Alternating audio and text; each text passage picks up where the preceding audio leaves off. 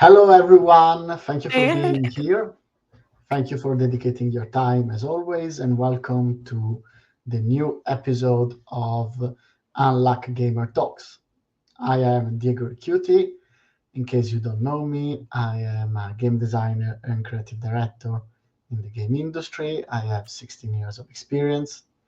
You might know me for Star Wars Drive, which will be released in actually a few days on Nintendo Switch, or let's hope, a Let's quiet do. place, the road ahead, the game, and Dying Light 2 and similar games. Hi there.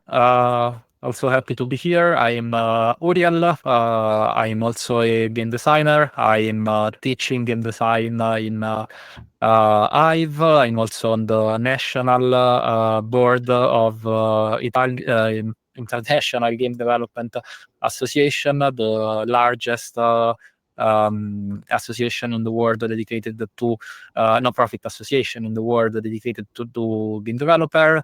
And I'm also a producer and designer in Waypointer, company that is currently developing Dinopack Trail. I see Joshua to say good evening in Vietnam. That was last week, but thank you for being here, Joshua. And I see other people join us too, just in case, the first time. This is a very friendly chit chat, so please say hi, ask a question, and share your opinion on anything that me and Uriel we will discuss. And today, what we are discussing today? Today we are discussing Remnant 2 specifically because we discuss co-op games. That's why it's Unlock Gamer Talk, because you always take time to start playing. Yes, and in this case in particular, I think we will also talk about a few unlucky episodes that we had during our campaign in Remnant 2. For those who may not know the game, it's as Diego said, a cooperative game. It's a Souls-like first-person shooter. So very interesting mix. It has a medium campaign that can be completely played in co-op. So we finished the game. Yes, we beat the Yes, we last did. boss. So Which yes, was very weird. We will discuss about that for sure. yes. I think the interesting fact about this game, at least for us, while we were playing, it was that we were in love with certain aspects of the game. They really did the amazing job on some aspects, and then like 20 seconds later, they completely fucked up on something super basilar, super easy. So there was this alternating feeling when we were playing the game. Yes, Joshua told us that he never played this game. Now, and that just in case, then people don't know it. Remnant, of course, is the sequel of the first Remnant. It's a kind of semi-procedural third-person shooter. Can play single player like the one that he's doing right now, and he can play co-op. And he has some very weird things, as Uriel said, very very weird. It's not a bad game. I will start with that. We finish it. And if you follow us from a long time, you know that this means that this is a good game. Otherwise, we will not finish. We will just jump Yes. straight to Yeah, I another mean game. we had around 40 to 50 hours in the game. Well, we also restarted 2 times. We will get to that. Yes. So, okay, let's start with the game and a bit introduction. Of course, everyone, please tell us what you think. So, what you're seeing right now, it's one of the level of this is in Remnant. You basically explore space and time and the multiverse, kind of, in a random order. Why do I say a random order? Because basically the game is semi-procedurally generated. So the order of the world in which you explore, it's random. So you might get the fantasy world, or maybe you get the futuristic world, or maybe you get another world. Yeah, And then or on that no. specific world, and random, exactly. And then on that specific world, you get the silver path, so not the main quest, randomized. So you might get new bosses, you might get weird bosses, you might get certain things that I don't, which makes the exploration, the sorry, not the exploration, the experience unique because, of course, hey, oh, why Oh, you are what? alien? I started I with found or things like that, but that. also create a problem, which is it's difficult to confront with people. Yes. This being a Souls-like game, there are many hidden secrets, some of which are hidden in plain sight, some of which you must look around and study a little bit, some of which are impossible to find unless you use a guide.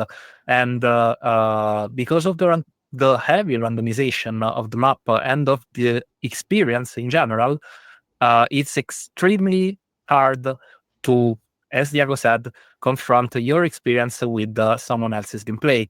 So even just understanding, oh, I heard there is like a super cool hidden boss. I want to find it. Good luck finding answers on Google, because you need to really dig deep to find Yeah. something. And sometimes you just simply can't find it. What I mean is that sometimes there is a really cool boss that might reward you with a really cool weapon or with a really cool ability, but you rolled the wrong word, and that boss will not spawn in your playthrough. The only way to do it is to basically finish the game and go in New Game Plus. And why, for me, this is a problem. Also, there is a bit of, I think, echo. I might be wrong. Let us know if it's true or I'm just hearing myself. Why do I say this is a wrong thing? Well, conceptually speaking, this is being created to, how can I say, give replayability. Yes, there is definitely echo. So, Can anyone in chat confirm if, Diego, if you are hearing this just you? Because I don't hear it. I'm in headset. It should, okay, maybe there it's should not myself. be echo. Okay. Well, I don't know. We'll see. Maybe it's myself. Let me check. Sorry, guys, for this. It's very strange. No, it's. Oh yes, Oh, that's oh. Now it shouldn't be. Oh, I'm hearing you so much better now. Yes, sorry, it was the wrong camera. I didn't took it sometime. Okay, so sorry for that. And I was saying, why conceptually this is okay because it gives replayability to the game. Hey, go on Game Plus and unlock boxes that you didn't find before and all that type of stuff. Which, once again, conceptually, it's great. It's fantastic. It's really cool. However, this it's not as good as it looks like because first, not every single player, actually 80% of the player don't finish games, which means that thinking about replayability is a common design mistake. Now, it's not easy to avoid this mistake because a lot of people, and with people I mean publisher and things like that, they will tell you, hey, where is the replayability in this game? Give us replayability. Tell us about replayability and everything like that. And so sometimes you're forced to put it. Even as I say, if most of players don't do it. Also, there's new people. Thank you for joining us. Thank you for giving us your time. Feel free to say hi in the chat and feel free to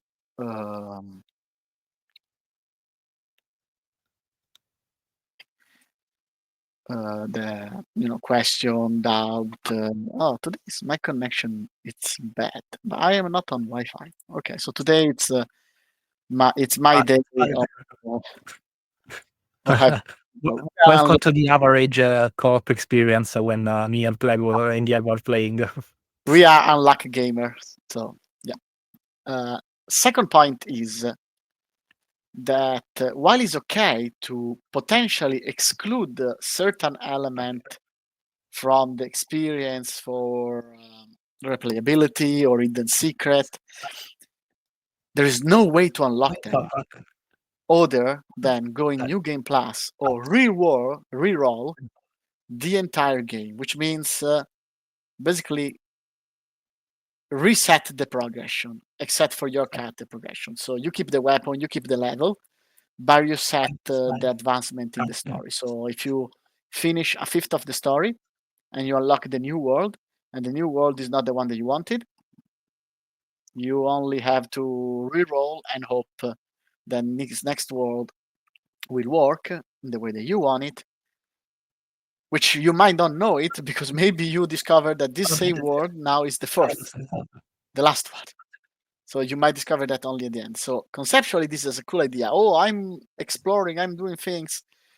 In practice, it's a terrible experience. Very, very, very, very bad experience. At least that's how I lived. I don't know you, Uri. Yeah, I remember a few occasions where we were particularly frustrated at this because we really wanted to do something and we were like, just like, okay, no, bad luck. We didn't roll what we wanted. Get good, roll better next time. Good, exactly. The only problem is that next time it means that you need to start the game all over again. No, I will not do that because I don't want to play the game a trillion times just to get something that I don't know, an item or a boss that I want. So I remember we actually rerun the word just once, and it was by accident. We wanted to change the difficulty of the game because we Oh knew my that god, I in the forgot options about that. we were able to change the difficulty. I don't remember if we wanted to put it. It was too easy. Okay, yes. So we wanted the game to be a little bit harder, and we changed the difficulty. forgot that. You were only able to change the difficulty by completely rerolling the game Yes. and the world and lose all of the progression. So that's exactly what we did. I remember that we were halfway through the second world. Yes. Yeah, we So lost kind of everything. like 1/3 of the game. Uh-huh. We had to restart from zero. But this tells us two things. One, this is extremely frustrating. I Yes. do not want to find this in any other game ever again. And second, the game must have been really, really good because we didn't drop off the game at the point. But we actually restarted and said, okay, well, we will do it all over again because the game was was very, very good. Yes. Let's talk about why it was good because we tell it 2 times. So you start. Why? What makes this game good? What it does well? Okay. I think that once again, as for last time with the Divers 2, the basics are done very, very well. The feeling of the shooting, the movement, the dodging, exploring the map is super, super uh, good. It was a pleasure to just go around and shoot at stuff. Sometimes while we were playing, maybe we had to stop for a little bit because a call or anything, and one of the two of us was just waiting for the other in game.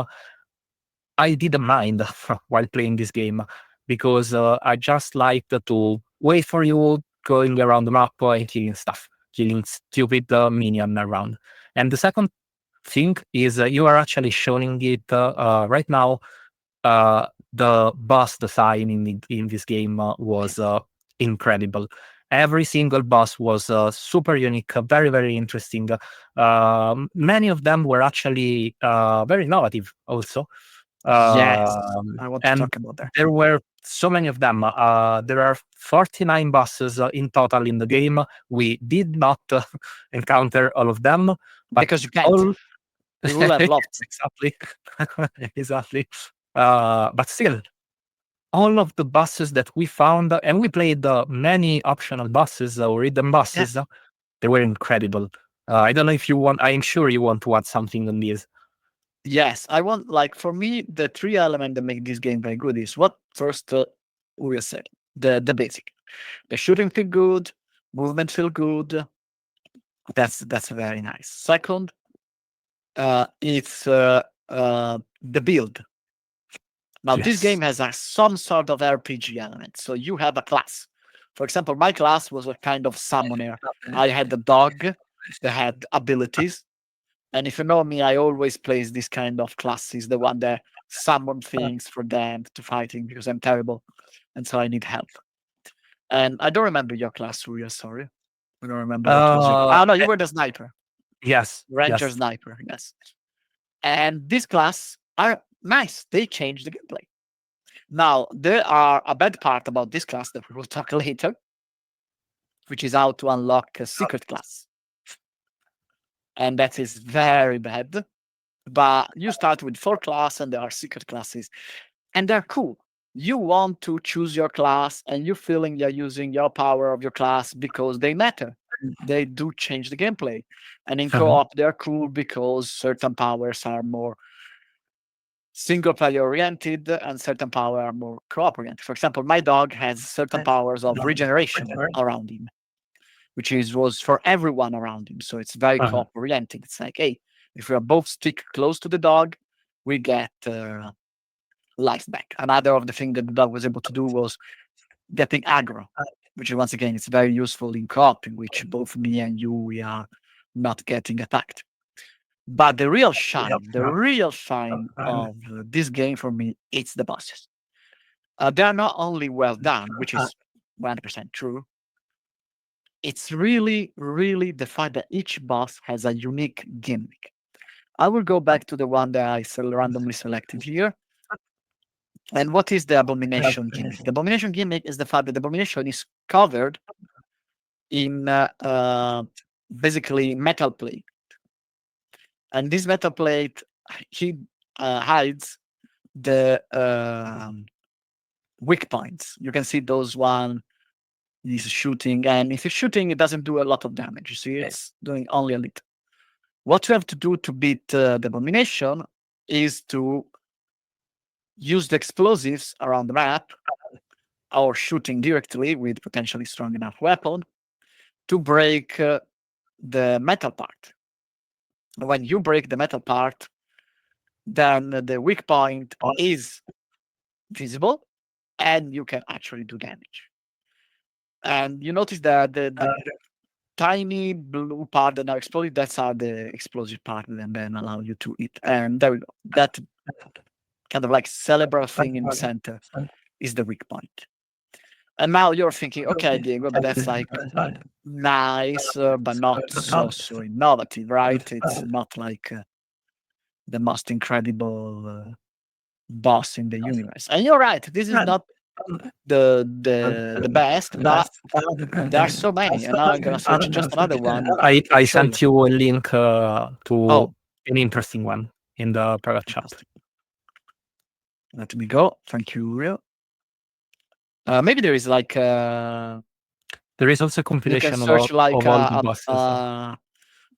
old boss Remnant. I Yes, think that would be it's cool. here. I sent you the second link. But there are so many that it's very, very hard to scroll through them. Yes, yes. The first I will go on the one that you sent.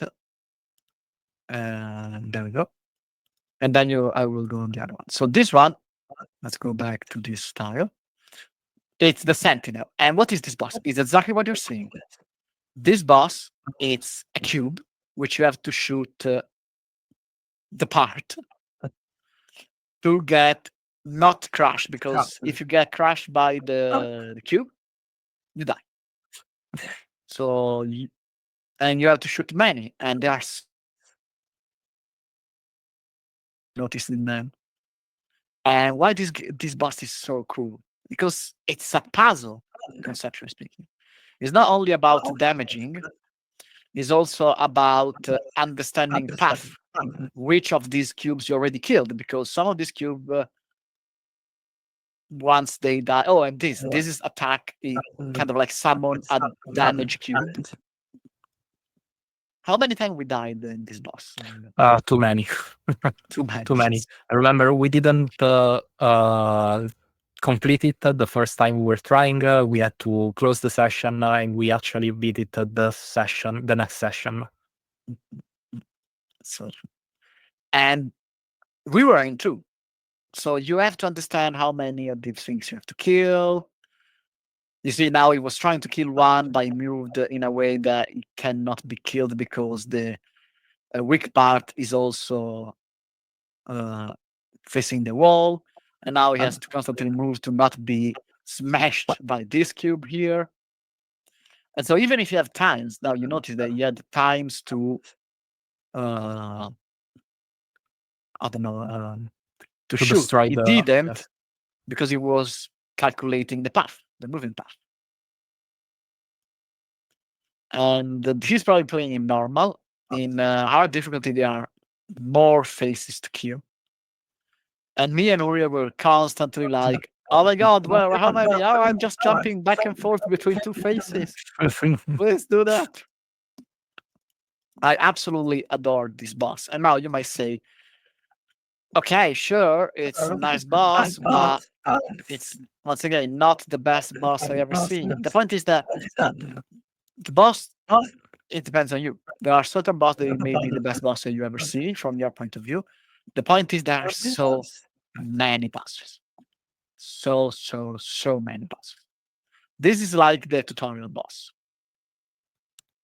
And it's you're fighting it with well, basically NPCs that help you fight because it's the tutorial. And let's go. This one, oh, this one is very nice too. This one has some cool element too. This is like the first obligatory boss, and he has tentacles and this water part here. So if you go in the water, you get slowed down a lot, and of course the tentacle will overwhelm you. And so there are these faces here. Also, this guy not first playthrough because he's wearing a special armor that you don't find. Yes. Oh, this one, yes, so cool. Talk about this one, Will. This one is very, very cool. Yeah, so this is the one that we were able to. I don't know. This is another one. Okay, so in this case, he's part of the of this. I don't even know how to describe it. It's like a corrupted root. The whole Yes. theme of the game is about this root corruption, and it spawns lots of minions while you played. So in co-op, it was A nightmare. definitely yes, but I think in single player it would have been so much worse because I remember, as you said, I was playing like a sort of sniper. I was able to camp in one extreme of the map. I was out of range from the direct boss attacks, and you were dealing with the minions. So we were Running, able mostly. to assign. Okay, so your dog was dealing with the minions. Exactly. we My were dog able was to- dealing with the minions. we were able to assign roles inside the boss fight, and I was shredding the boss from afar while you were dealing with all of the destruction and most of the damage that the boss was dealing out. Firstly, I honestly confused this boss fight with another one that I Another think one, it yeah. was one of your favorites. We were in another open part of the game with a. It reminded me somehow of Pandora from Avatar, and there were flying creatures all around. And before even encountering the boss, we were just exploring the map. We saw like a super giant creature, Yes. much bigger than anything else in the game, flying around. And that was the boss. You didn't have to like find the boss arena. The whole map was a boss arena, and you were able to shoot the boss from afar. When you engaged with the boss was going to turn back on you and start attacking, spawning other minions. But basically, the whole open map was a giant boss arena, and you were always able to engage with the boss, and he disappeared. This He one, I was think so. flying around. Yes, I think it was this one. This one is one of Um, my favorites. And also, Joshua said it reminds Outriders. Yes, because it kind of shared this concept of, um, third-person shooter, exploration, fighting, and things like that. So it shared that. Although this one is yes, um, earlier, and it's this boss. This boss is just flies around the map, um, and sometimes it disappears. Now it's yes, going, and now you can stay in the same point and camping, or try to find where he's gonna move next um, and go there faster than him, and then waiting and shoot him. And yes, once again, it's not that any of these single boss is mind blowing. There are some that are mind blowing, but not so many. It's the fact that every single one has a unique thing to it. yes. Like in this case, I remember that the biggest obstacle that we were facing, it was not it was not the boss itself.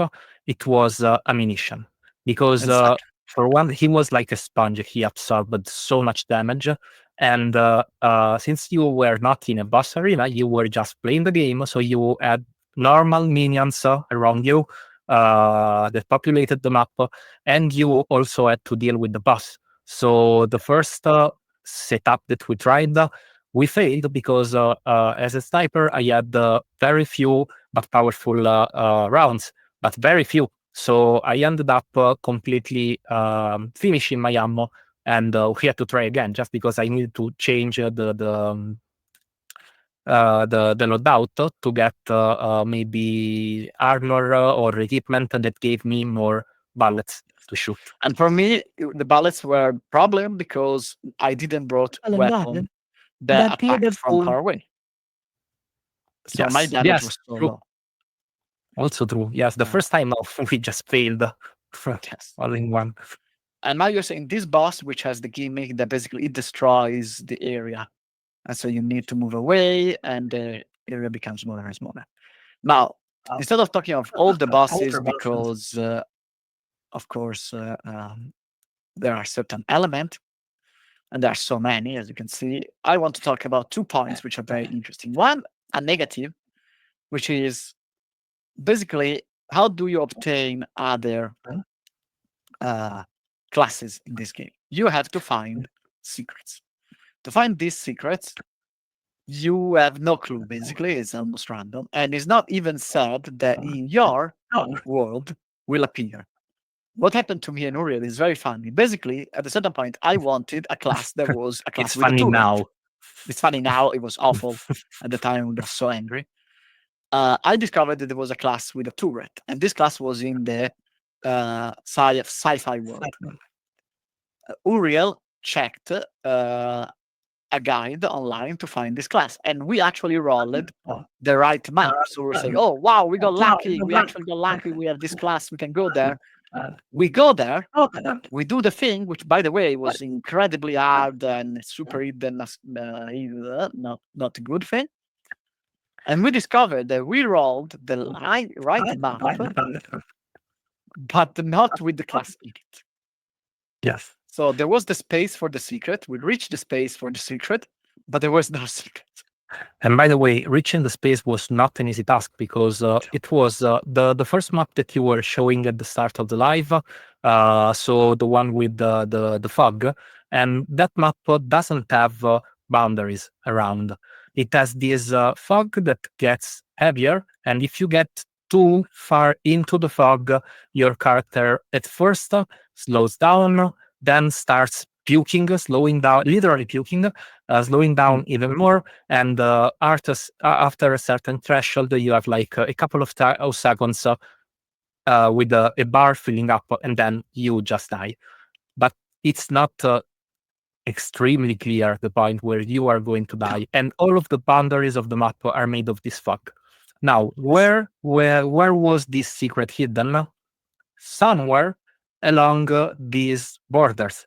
But once again, a random point because the map was procedural. So even with the guide, and it was hidden behind the fog, so you had no chance of just going along the boundary and say, okay, there it is. No, you need to walk inside the fog where you are slowed down, and you need to look for one specific clue that was not uh, very easy to find. So we spent hours after looking Yes, at the hours. guide just looking for the place. And once we found the place, it was extremely disappointing to find that We found the our place, but run. not the special power because Yes, and unlucky. apparently sometimes this happens. It's like a small bug. Small bug. It can happen. They hadn't fixed it at the time, and we didn't play day one. We played after. No, I no. think at least 1 year after the release. Yes, Um, it's not a modern game. Let's say not even. yeah, and as we said, bad luck. You found But look, the place. You did all of the small puzzle. You need to jump around a couple of times. You need to find. We found the corpse where the item should have been. There was no but item. there was no item. We had to reroll everything just to hope that the second time the bug would have not been Well, but there. even that, it was not sure because maybe we No. reroll and Yes. there is no map, and we not got the map where the secret is. Uh-huh. And now to pass the last point is I want to talk about The final boss. the final boss, but actually the narrative.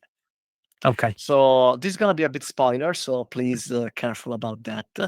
Because now the game is the sequel, and in this game you're fighting the root. The root is this kind of like literally root, kind of like an actual root. So it's based on trees that is corrupting the multiverse, and you are fighting. And basically, in this game, at a certain point, you discover that the big cube are part of like a matrix, and here is where the game gets weird. Now you've defeated this kind of like root dragon, and you think, okay, just a dragon. But now you see that the world is glitching, and you are in a VR world, and you notice that the root, which now is the annihilator, is kind of like right form, it's creating what you're literally seeing.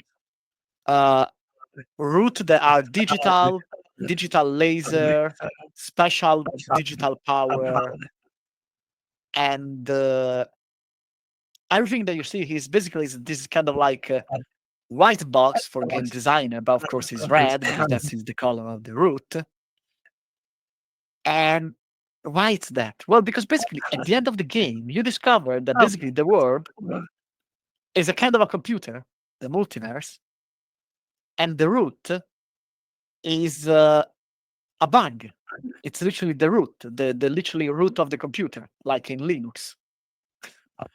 And it's got corrupted, and that's why it's corrupting all the universe.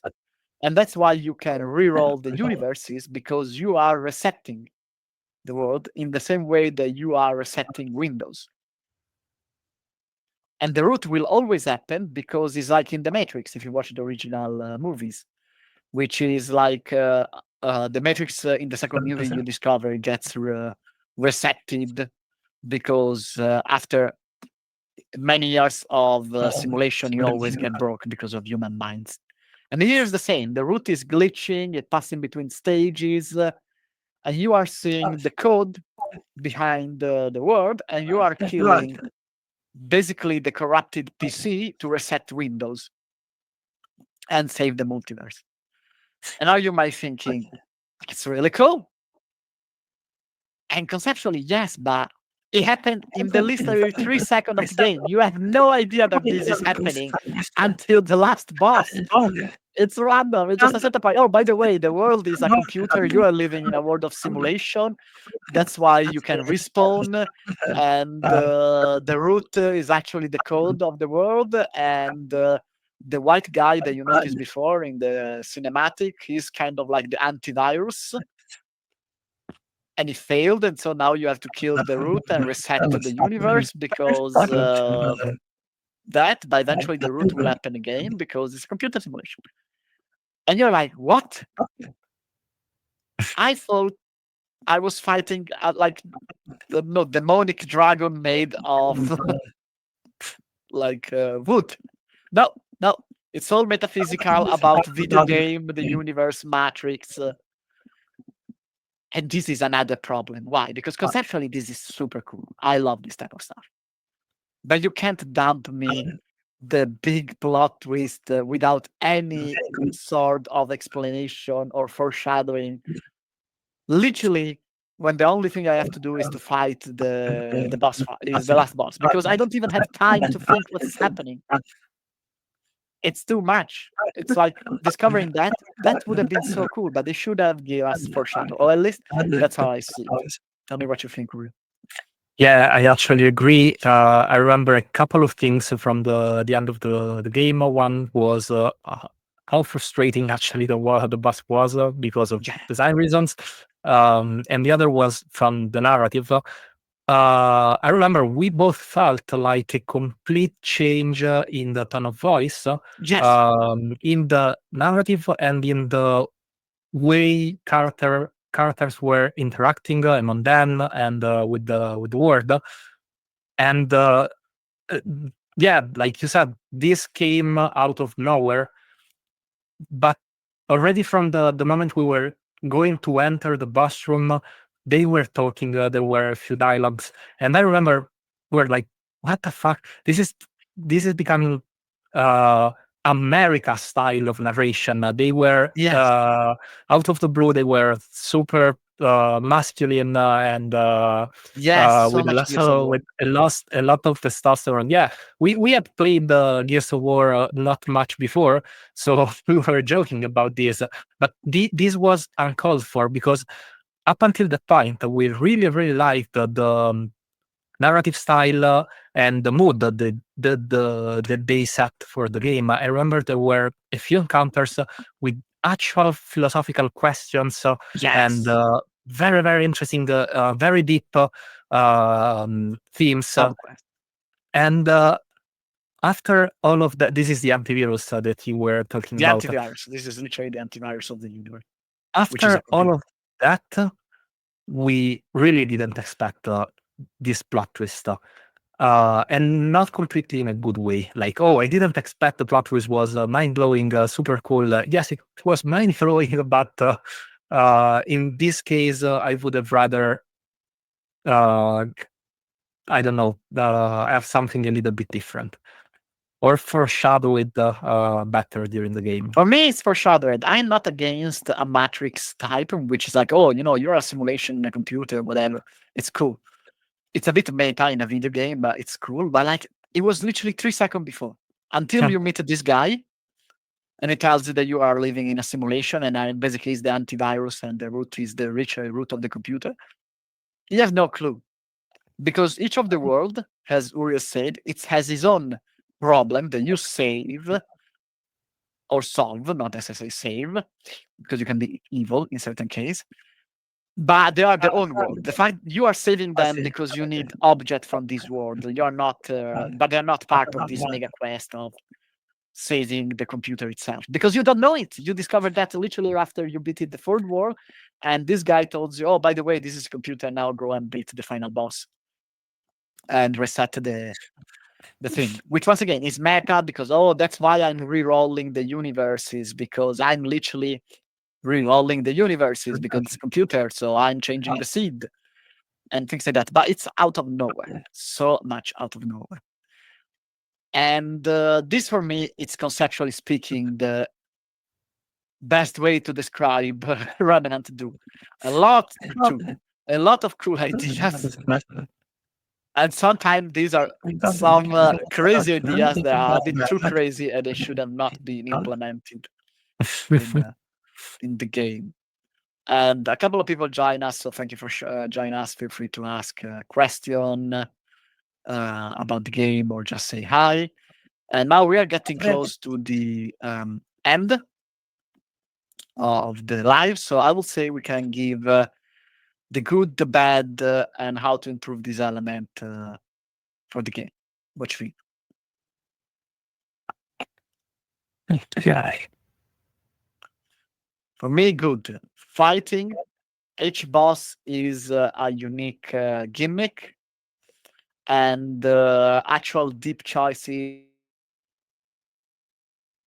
not in the subquest. The bad,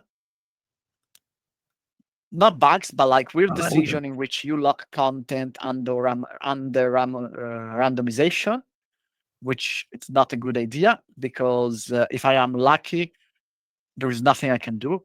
Content lock should be always locked by player progression. So if I do more, or if I work harder, I should do that, but not, hey, you just got unlucky. That's and now you see all these people is resetting because that's what happening. It's the universe is resetting. Be safe. And how to solve this? The game should have a sort of challenge mode or secret mode in which you can unlock everything that you've missed after you finish the game or after you finish a specific world. You just reset. No, sorry, set. You just unlock the bosses of that world that you didn't complete. That's what I think.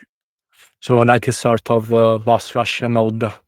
Yes. No, but not as a boss rush in the sense that you have to facing all together, but just like, hey, you finished the main quest of this world.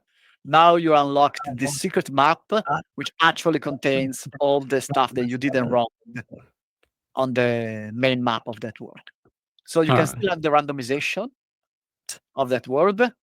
You can still have the, oh, I didn't got this boss in my main playthrough, but as soon as I beat that map, I unlock everything else. Also, why that map?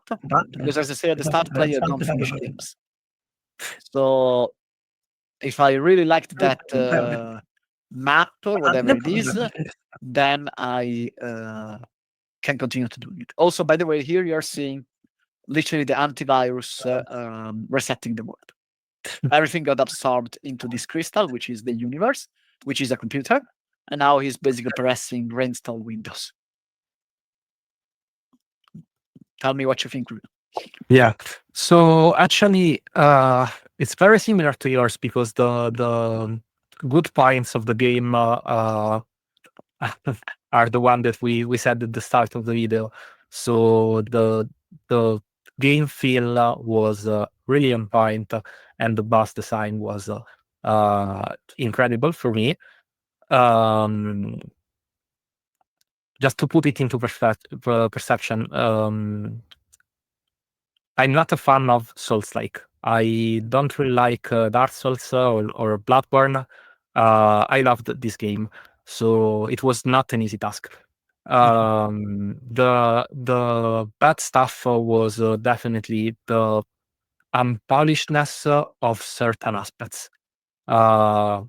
Many times while we were playing, we were like, okay, probably the designers lost a bet against the programmers Yes, or we saw that someone in actually. the We team, played that a couple of times. and they were like, okay, you won't believe it, but if this happens, we are going to do this in the game. Oh yeah, it will never happen, and then it happened, and they had to implement something with facades inside the game. This is the only logical explanation. So anyways, it felt very unpolished on some very specific things, and all of the rerolling aspects, many of them at least, were felt clunky and frustrating more than interesting and pushing the player to actually discover more of the game. So that's definitely what I didn't really like. And on how to solve them,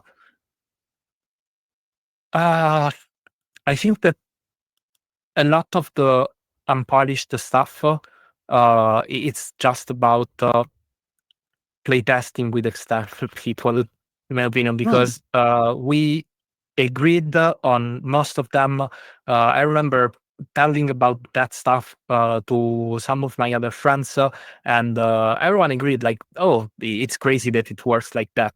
So, in my opinion, but I don't know if that was the problem, but it's strange that it didn't come out during playtest. Many of those things. And I think I know why. Because people probably playtest single world. or single Yeah. bosses. It's very rare to have entire experience playtest. And also, Yeah. when you have entire experience playtest, usually you do that like 8 hours in a playtest facility. You don't do like normal playing, which is like I'm playtesting, then I stop playing for 3 days.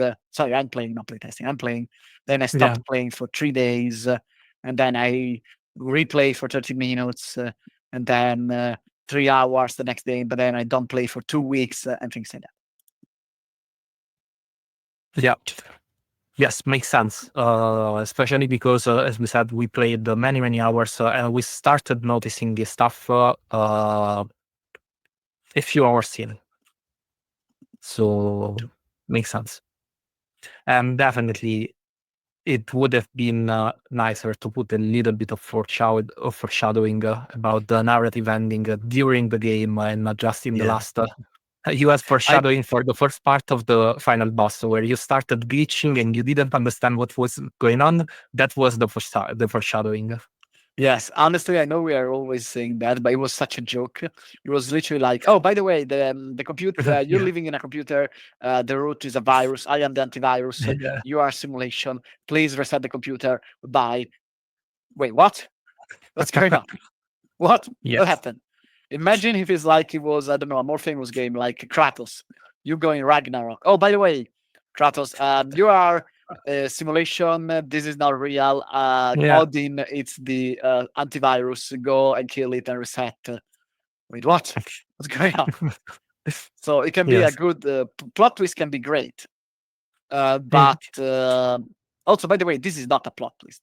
Actually, I want to be very careful on this concept. Because some people don't know that a plot twist needs to change the plot, not change the meaning of the plot. So why this is not a plot twist? Because in our game we were killing the final boss, and now we're killing the final boss with no is a virus, but it didn't change anything. You know, if it was a dragon, origin of the root, or it's a virus, it really didn't change anything from what we're doing. So it didn't change the plot. The plot twist means that change the plot. This was a reveal. So it gave us the secret behind the story. It revealed the secret. A plot twist needs to change how, in the story, the main character, in this case the players, will act based on that. This is why sometimes it's used like very commonly plot twist, but actually reveal and plot twist are narrative things. So as usual, thank you for staying with us. We went a bit over the time. And today has been mostly me and Uriel talking, a bit less question, probably because not everyone played this game. Instead, Helldivers, many, many people. Thank you, Joshua. We will probably be next week. We don't know yet what game. Feel free to suggest in the suggestion box on Twitch or on LinkedIn what is a game that you want us to talk. Then, of course, if we played it, we'll do it. And if we didn't, we will play it eventually in the future and we will talk about it. Thank you for Yes. following us. And you should also follow us on LinkedIn. Tomorrow, you will probably see a kind of like document explaining our talk today. And in case you couldn't, because I noticed some people join and leaving, you can find the previous talk of Unlock Again the Talk, both on Spotify as a podcast or on YouTube as just videos. Thank you and bye. Bye.